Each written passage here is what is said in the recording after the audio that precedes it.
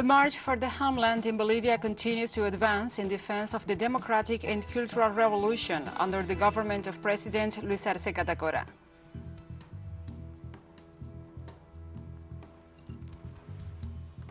And Honduras lives a complex situation ahead of the general elections of next Sunday.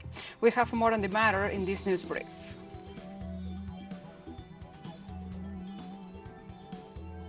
On Sunday, November 28th, citizens in Kyrgyzstan will once again be summoned to the ballot box to cast their votes, closing out an exhausting year of electoral exercises.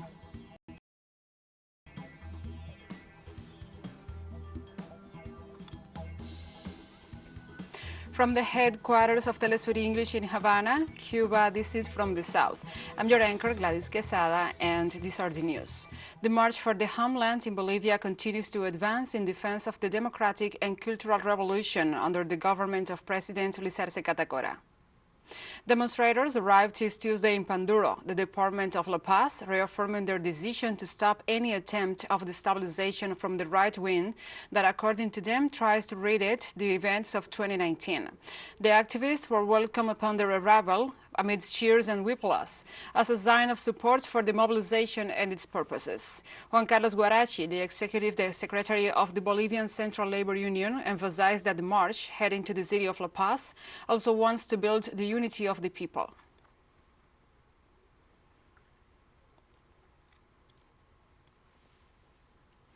Join this process of seeking to strengthen our government, always seeking to strengthen democracy and unity. According to the National Commission for Human Rights, in the last decade, more than 70,000 asylum seekers were trafficked or kidnapped in Mexico, at a time where the Latin American nation seeks to contain large flows of foreigners who seek to arrive, mostly towards the United States. In its first report, focused on the study of these crimes, the agency collected information from 2011 to 2020 from security and migration institutions as well as human rights organizations. They also applied surveys with the same topic in 48 migration stations. In the document, it was stated that the entities with the most cases of kidnapping are Chiapas, Nuevo León, Tabasco, Veracruz, and Tamaulipas. And the most affected people are nationals of Guatemala, El Salvador, Honduras, Nicaragua, and Cuba. The Commission considered that despite the increase in operations against the human trafficking in the time frame covered by the report, there is no protocol to provide assistance, protection, and security to the victims of this crime.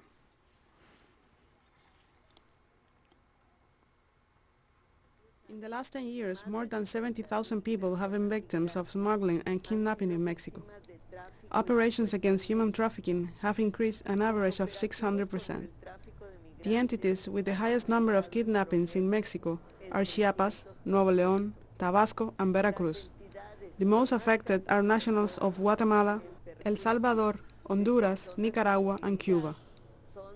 Some people interviewed, who were victims of kidnapping, reported entering the country illegally, assisted in some cases and to a great extent by human traffickers. Others were afraid of denouncing those human trafficking networks for the risk of it implies for them, as they were witness of the power they exercise in people's lives, as well as the effectiveness in handling their information. There were those who reported being transferred to immigration holding centers without having a Mexican government shelter that could assist them, especially in terms of protection and economic assistance. Now we continue. During the administration of Colombian President Iván Duque, at least 22 minors have died in bombings from the armed forces against camps of the former Revolutionary Armed Forces of Colombia People's Army. The situation was denounced by Senator Iván Cepeda, member of the Social Democratic political party Alternative Democratic Pole, who stated in a press conference that his legislative work unit carried out an investigation on minors killed in bomb camps based on reports from the forensic unit at the Institute of Legal Medicine. According to the senator, most minors were between 15 but some were between 10 and 13 years old.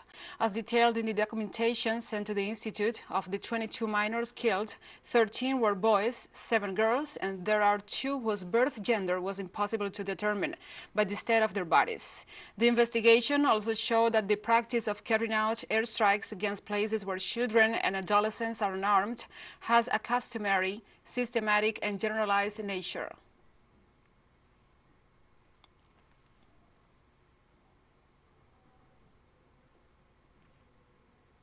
In Peru, President Pedro Castillo's chief of staff, Bruno Pacheco, resigned after prosecutors raided the presidential palace as part of an investigation into allegations of influence peddling.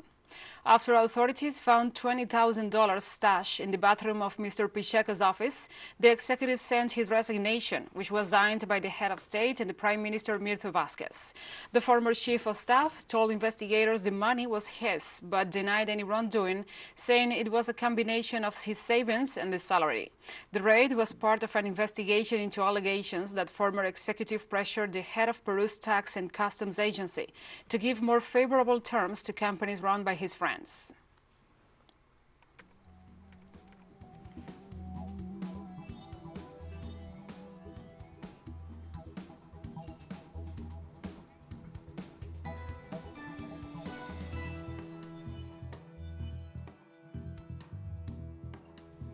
And we'll be right back after this very short break, so don't go away.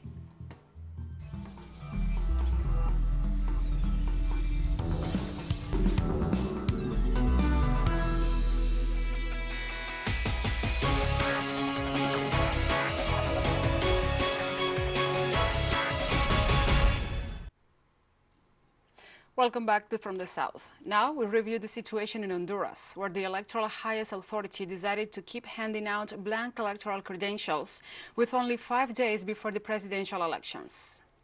The parties that make up the electoral platform have not been able to register the names of their candidates, in spite of requests from the National Electoral Council, which for time reasons decided to apply this measure with 13 of the 16 votes from the Advisory Council. As explained by the Electoral Council, the new parties have had difficulties to comply with this requirement, and since the term for the printing of the document is about to expire, they consider it was not possible to register them, since there are more than 180,000 names. Among the fears raised by this decision is the possibility that they may be dissolved, as already happened in the past. The representatives of the parties Liberty and Refundation and Savior of Honduras Party voted against this decision, a fear shared by some representatives of the civil society.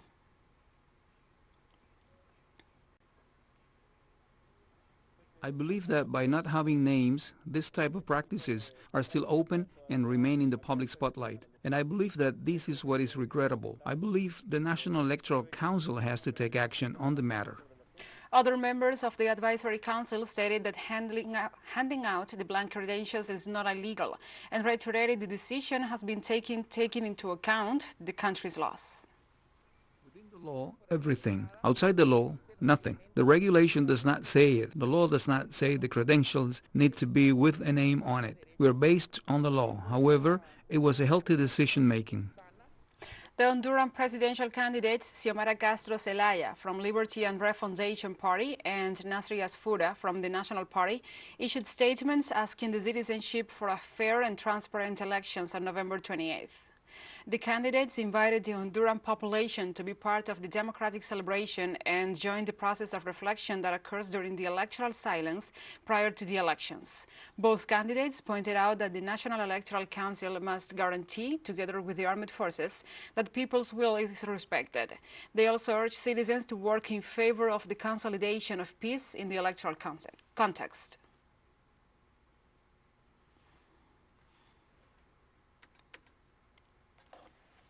Now we move on to other topics. In the United States, the National Aeronautics and Space Administration tested the so-called dark rocket, which aims at hitting an asteroid that could threaten planet Earth.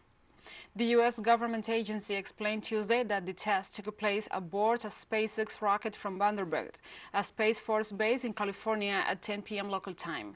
It is intended to hit a 160-meter moon called Dimorphos, which is considered to be a much larger asteroid than the so-called Didymos.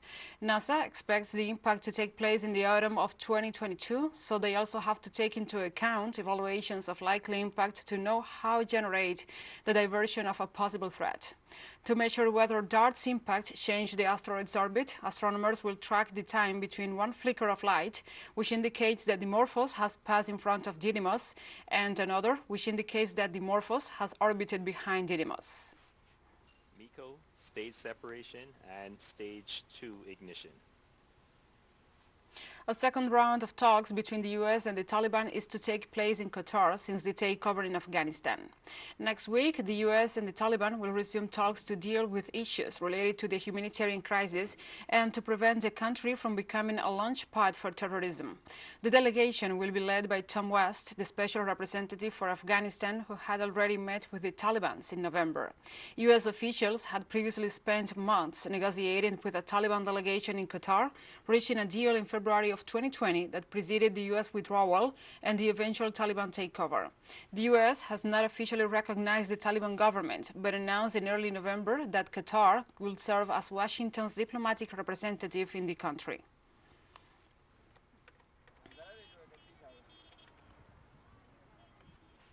On Wednesday, the Australian government declared Hezbollah a terrorist organization, as well as the base, which is a neo-Nazi group founded in 2018 in the United States. At a televised conference, Australian Minister of Home Affairs Karen Andrews said the decision came at a time when the country is opening its borders, which were closed since the start of the pandemic. This fact will increase mass concentrations and consequently increase risk of attacks. And the entirety of Hezbollah as terrorist organisations under the Criminal Code. Now, listing these organisations sends a very strong message that Australia condemns the use of terrorism to achieve political, ideological or religious objectives. There is absolutely no place in Australia for violent extremism. Some detail on the base. They are a violent, racist, neo-Nazi group known by security agencies to be planning and preparing terrorist attacks. The base is currently proscribed as a terrorist organisation by the governments of Canada and the United Kingdom and is known to have organised paramilitary training camps overseas. Sweden's parliament on Wednesday approved Magdalena Andersson as the country's first female prime minister. Sweden has always been viewed as one of Europe's most progressive nations, but had yet to have a woman in the top political post. And this happens exactly at a moment when they celebrate 100 years of a decision to introduce universal and equal vote in the Scandinavian nation. In the 349-seat House, 117 lawmakers voted yes to her, while 174 rejected the choice. But under their constitution, prime ministers can govern as long as they have a parliamentary majority. Andersson, 54, sought to secure the backing of the two smart parties that supported Sweden's previous center-left minority government, the Left Party and the Center Party.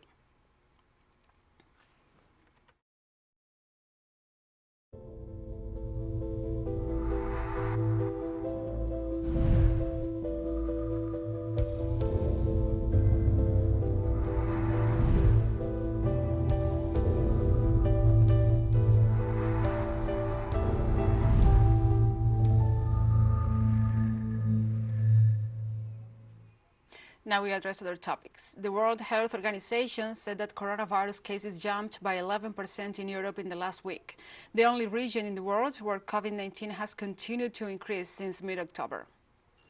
In its weekly assessment of the pandemic, the UN Health Agency said cases and deaths globally have risen about 6%, with about 3.6 million new infections and 50,000 new fatalities reported in the previous week.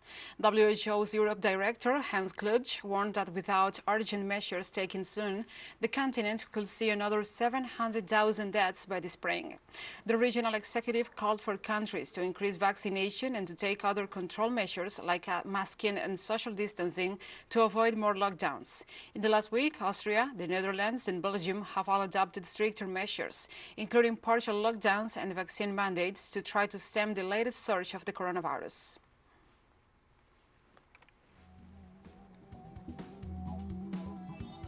And we have more stories coming up after this final short break, so stay with us.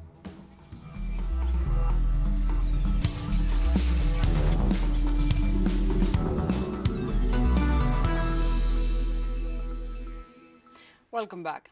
On Sunday, November 28th, citizens in Kyrgyzstan will once again be summoned to the ballot box to cast their votes, closing out an exhausting years of electoral exercises.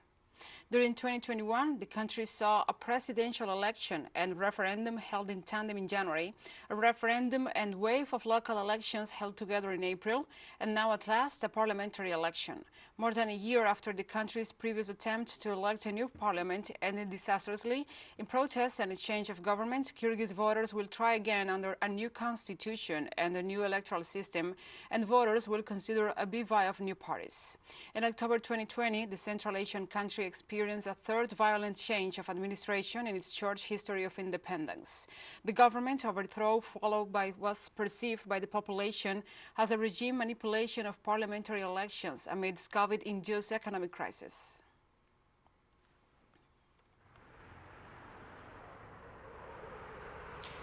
On Tuesday, Telesur's president, Patricia Villegas, held a meeting with representatives of Mozambique Television and the Ghanaian network Pan-African TV with the aim of strengthening the Latin American news network ties with these African media outlets. Mozambique Television was represented by its program director, Holden Guedes, while Pan-African TV was headed by its director, Kwesi Pratt. At the meeting, the managers of these television stations agreed on the need to continue promoting the news agenda focused on the Global South as a way to counteracting the one-side narrative that has been historically imposed on world public opinion by powerful countries. After the talks, a cooperation agreement was signed between Telesur and Mozambique Television to exchange bi-regional information as well as technical and professional training of their workers.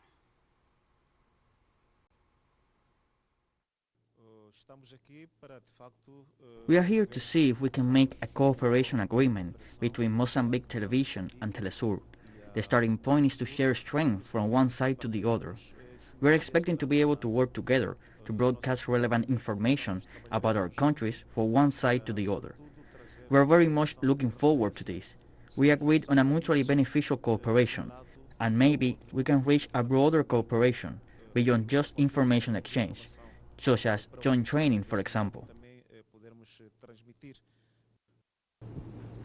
Well, we've already started collaborating with Telesur. I was here about 3 years ago. This is the third time I've come into the headquarters of Telesur. And Telesur has already sent a technical person to evaluate the work that we are doing. We've not been able to move forward because of the pandemic. It's not been possible, for example, to have exchange of personnel, technical personnel. It's not been possible to do joint training, and it's not been possible to do joint production of documentaries and so on. But the spirit is there. It's important that television stations and media houses across the world collaborate in order to give true meaning to the wishes of our people, in order to stand up to the bullies of the empire and so on. So we intend to intensify the collaboration with Telesur for the mutual benefit of the African people and also for the people of South America. We are broadcasting to 46 countries in Africa, and we are also broadcasting to Europe, and the combination of Telesur and Pan-African television would go a very, very long way in breaking down the barriers which was imposed by the colonial empire and by the imperialist empire.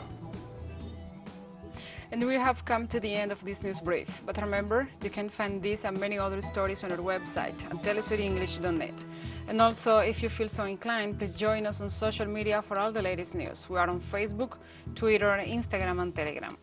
For Telesur English, I'm Gladys Quesada. Thank you for watching.